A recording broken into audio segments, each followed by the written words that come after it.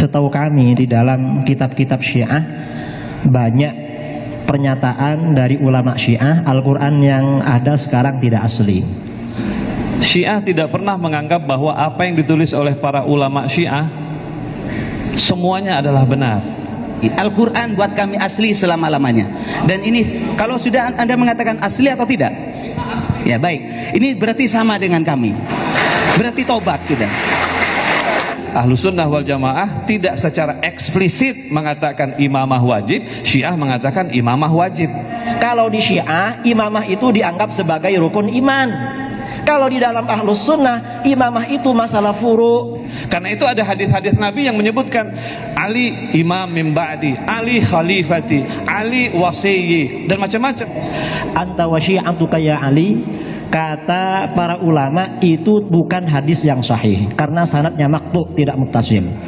Dalam kitab Mustadrakul Hakim berbagai macam hadis-hadis Nabi yang menunjukkan tentang bagaimana Ali yang seharusnya menjadi imam setelah Rasulullah SAW. Karena yang menjadi imam Syiah, yang menjadi khalifah hanya Sayyidina Ali dan Sayyidina Hasan, dan itu pun setelah itu diserahkan kepada Muawiyah.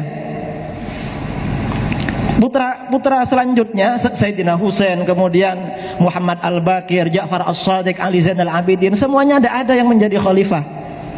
Sedangkan hadis yang dipakai 12 imam, mereka bukan imam. Syiah adalah madhab yang paling hati-hati mengatakan orang lain sesat. Katanya tidak sesat, kok diajak pindah, ini kan problem. Seandainya tidak diajak itu tidak masalah. Kalau ada satu orang ulama Syiah, dua orang ulama Syiah, mungkin itu sebagian. Dalam Sunni ada yang ekstremis, dalam Syiah ada yang ekstremis. Tetapi kita tidak mengambil yang ekstremis. Kita punya ulama-ulama yang memiliki otoritas yang tinggi yang menjadi panutan. Imam Khomeini menjadi panutan, Ali Khamenei menjadi panutan, Sistani menjadi panutan, ulama-ulama Syiah yang agung. Jalaluddin Rahmat bukan panutan, Ustaz. Pernyataan dari Habib Husain Syihab bahwa ulama Syiah itu banyak. Ini memang repotnya kita ketika berdialog dengan Syiah. Padahal Kang Jalal itu ketua umum Dewan Syuro Ijabi, tetapi ternyata bukunya tidak dianggap sebagai representasi Syiah. Syiah ala Jalal pribadi berarti kan begitu. Apakah Syiah mengkafirkan semua sahabat? Tidak.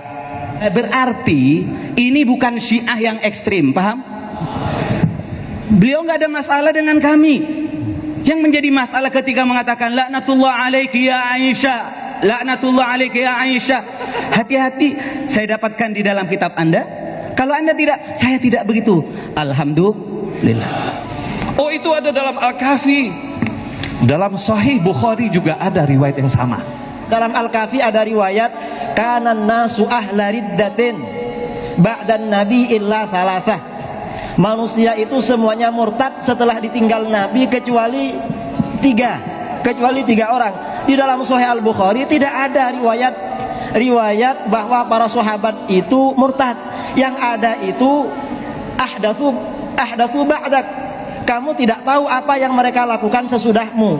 Dan di dalam Al-Bukhari itu beda dengan Al-Kafi.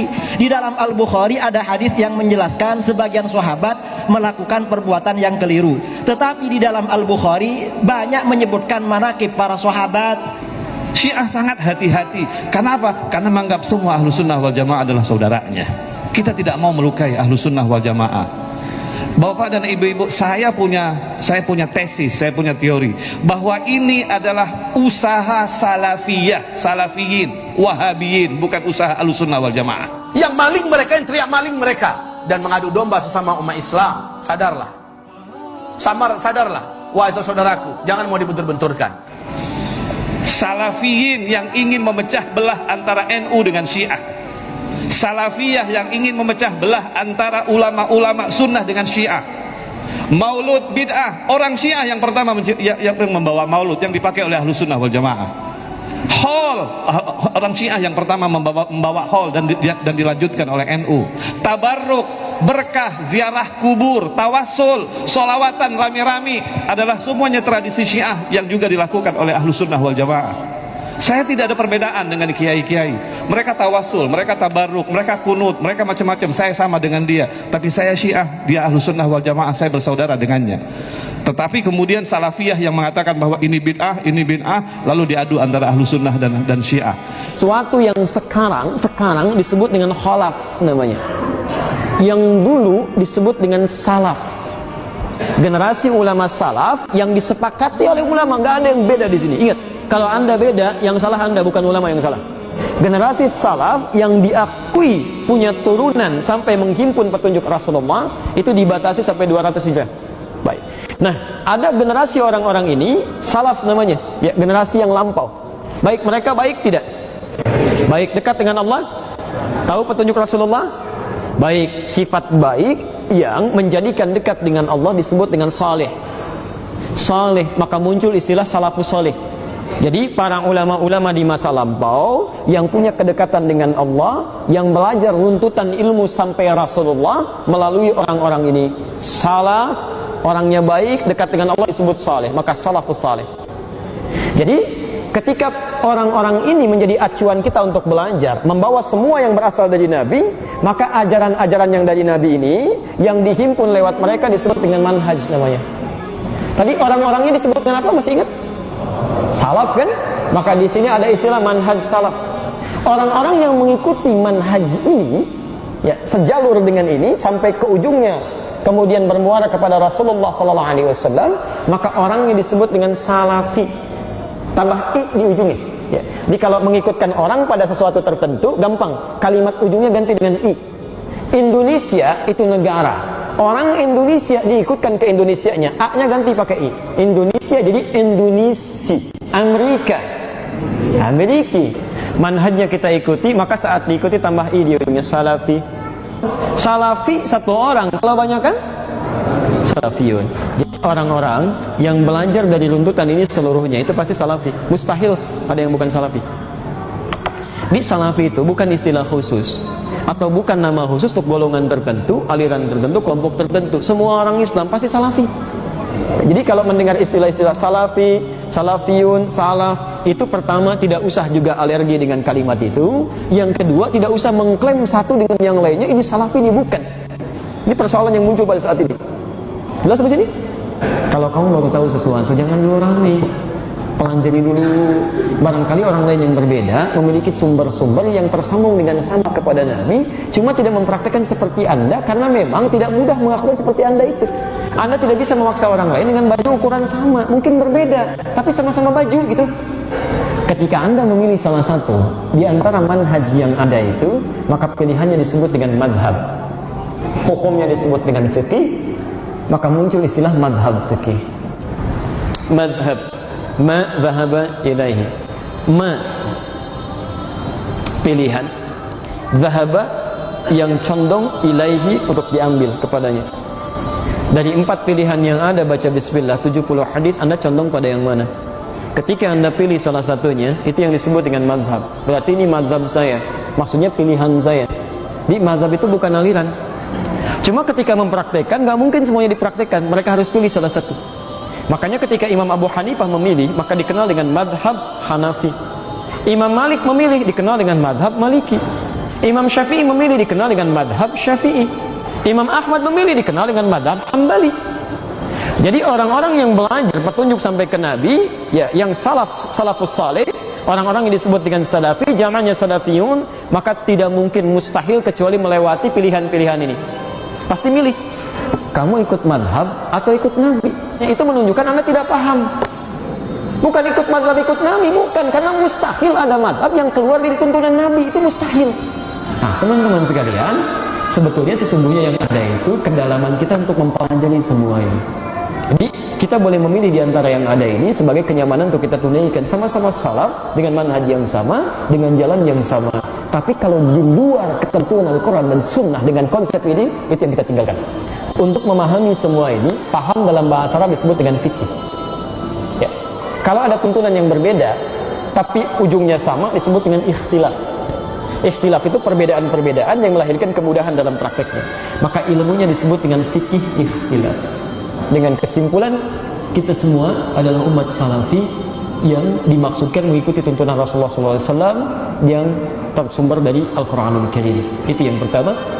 Yang kedua, maaf, Salafi itu bukan kelompok tertentu, tidak terkhusus pada jamaah tertentu, tapi bagi setiap muslim yang belajar sesuai dengan tuntunan yang benar.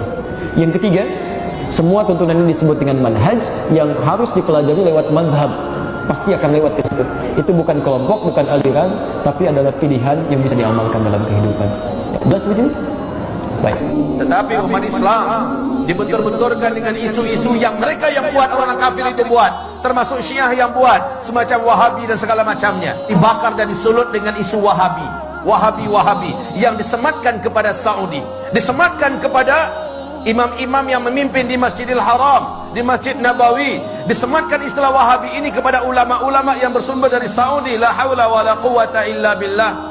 Ketahuilah hamba-hamba Allah, ini fitnah. Dan kitab Mafahim Yajib An-Nusaha halaman 202, pernyataan daripada Syekh Muhammad bin Abdul Wahab, kalau beliau tidak pernah mengkafirkan orang yang ziarah kubur, beliau tidak pernah mengkafirkan orang yang tawasul, beliau tidak pernah mengkafirkan Imam Busiri, beliau tidak pernah mengkafirkan umat Islam hanya karena khilafiyah, perbedaan pendapat. Saudara, jadi kalau ada mereka yang ngaku-ngaku sebagai pengikut Syekh Muhammad bin Abdul Wahab, terus enaknya mengkafir-kafirkan umat Islam yang lainnya, mereka ikut siapa? Kalau mereka membawa-bawa nama-nama Syekh Muhammad bin Abdul Wahab, kalau ternyata itu Syekh Muhammad bin Abdul Wahab rahimahullah ta'ala sendiri mengatakan ada buhtanun azim, ini fitnah yang besar. Hari ini sekali lagi, isu tentang Abdul Wahab bin Abdul Rahman Al-Afriqi di abad kedua dari kelompok komunitas Khawarij yang menganggap kelompoknya saja yang paling benar, di luarnya sesat seluruhnya, yang mengkafir-kafirkan orang, membidah-bidahkan orang pada abad kedua Hijriah, bukan Syekh Muhammad bin Abdul Wahab At-Tamimi yang ada di Hijaz, bukan. Ini jelas mujaddid.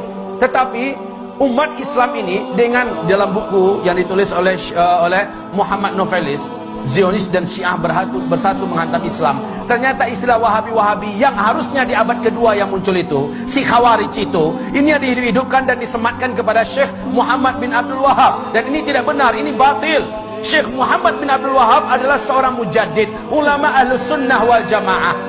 Lihat seluruh bacaan-bacaan yang ditulisnya, lihat seluruh gubahan-gubahannya, lihat seluruh penyampaiannya, sama dengan yang ada pada umat Islam pada hari ini, baik yang dipakai dan diamalkan oleh NU, baik yang dipakai oleh umat Islam yang ada di Muhammadiyah, baik yang dipakai oleh Ahlussunnah wal Jamaah yang ada di mana-mana.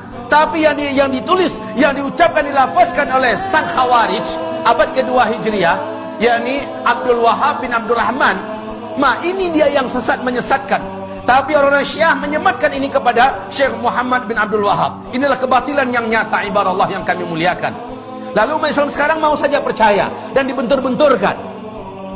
Ada seorang Sunni diusir oleh saudara Sunninya yang lain. Kenapa?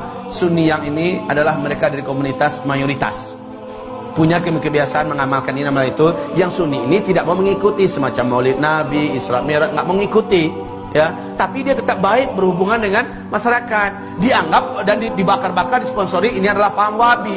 Diusir dari kampungnya, diusir, tidak boleh lagi tinggal di kampung, bahkan diancam bakar. Rumahnya memang dibakar. Sampai-sampai ketika disakiti sekeluarga, padahal sama-sama Sunni, yang bertepuk tangan Syi'i, orang Syiah, karena kompor yang mereka nyalakan telah membakar sesama umat Islam. Yang maling mereka, yang teriak maling mereka, dan mengadu domba sesama umat Islam. Sadarlah, wahai saudaraku, jangan mau dibentur-benturkan.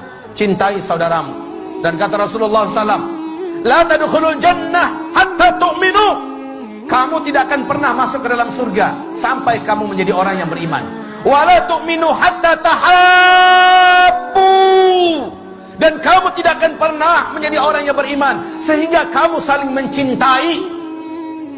Orang tua kita sama, Al-Quran dan As-Sunnah. Rumah besar kita sama, Islam. Yang prinsip-prinsip kita masih sama. Hanya perbedaan-perbedaan ini jangan sampai kita mau dicabik-cabik. Ini yang menjadikan syaitan itu, walakin fit tahrishi bainahum, akan tetapi dengan memecah belah dan mengadu domba sesama mereka. Di sini pintunya yang didapat oleh syaitan ada pada umat ini.